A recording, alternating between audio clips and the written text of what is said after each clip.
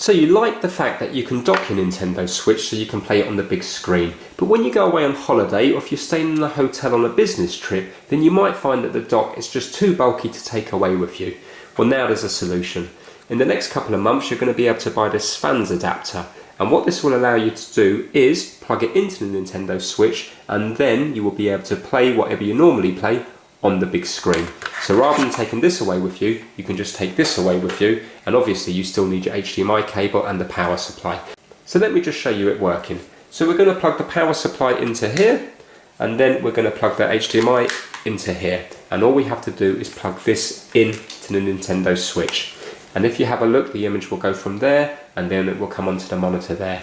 The reason it's taking a bit of time is because it's a monitor, and it takes a bit of time to swap over.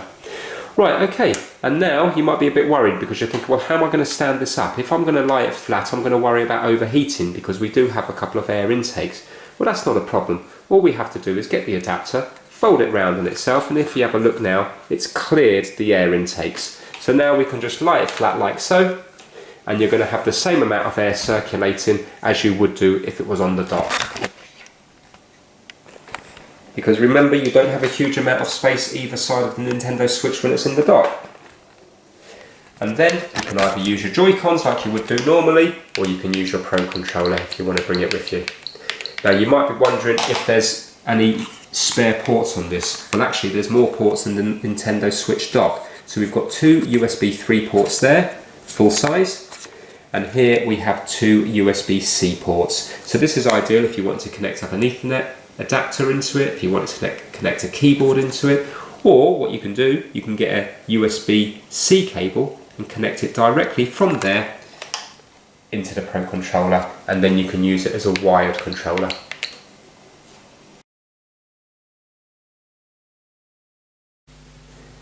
If you find that the battery life on the Nintendo Switch isn't lasting as much as you'd like it to, and it's running out on those long journeys, then you can get yourself a power bank.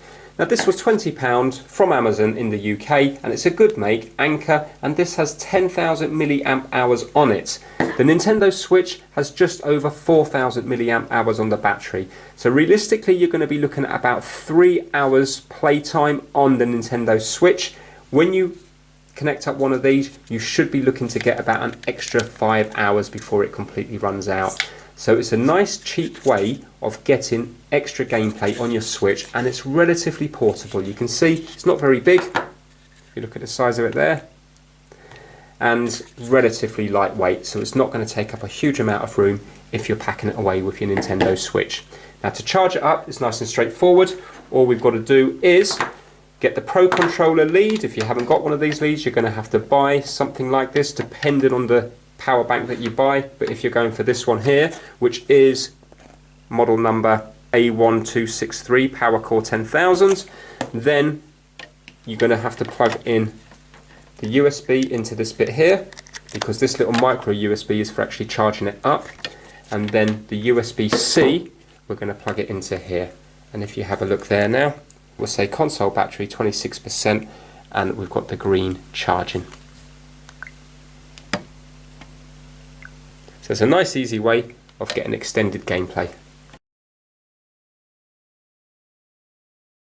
Okay, so you go to play your Nintendo Switch and you find that it's missing a Joy-Con, and also you can't find your Pro Controller because you've given it to your children to play, they've had friends over, and you haven't got a clue what they've done with the controller and the Joy-Con. Well, before it was a problem because you had to go around searching for it, but now you can make the Nintendo Switch make the controller and the Joy-Cons vibrate, so it makes it much easier to find. So if we were to go to controller,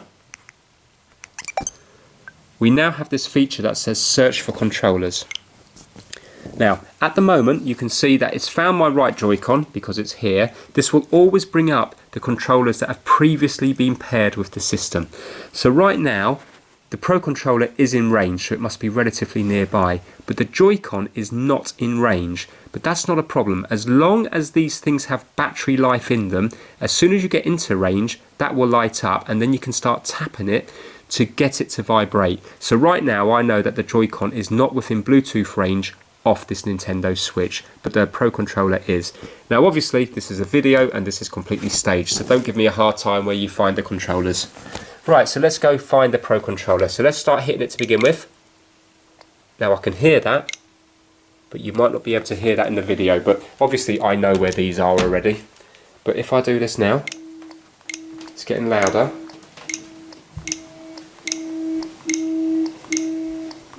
You can hold it down. Obviously you want to take it a bit easy, because if the battery's about to die on it, you don't want to be holding it down for ages. So hopefully you can hear that on the video. And it's where it always is, hidden away in the fridge. So now, as you can see when I press that, it's making that vibrate. So there we go, we found our Pro controller, but our Joy-Con is still not in range. So let's start walking around the place, see if we can get it into range. I'm tapping it now. There you go, it's picked it up. Okay. So now I can hear it vibrating. Can hold it on if I want. Now it's getting louder, it's getting louder. And here it is, hidden away here. There you go. So that's a nice easy way of finding your controllers.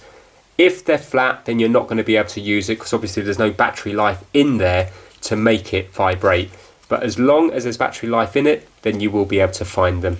So if you can't find them, keep walking around the place and hopefully you will get into range. So what I would do is just go room to room, and every time you go into a new room, just tap the icon and then hopefully you will find it.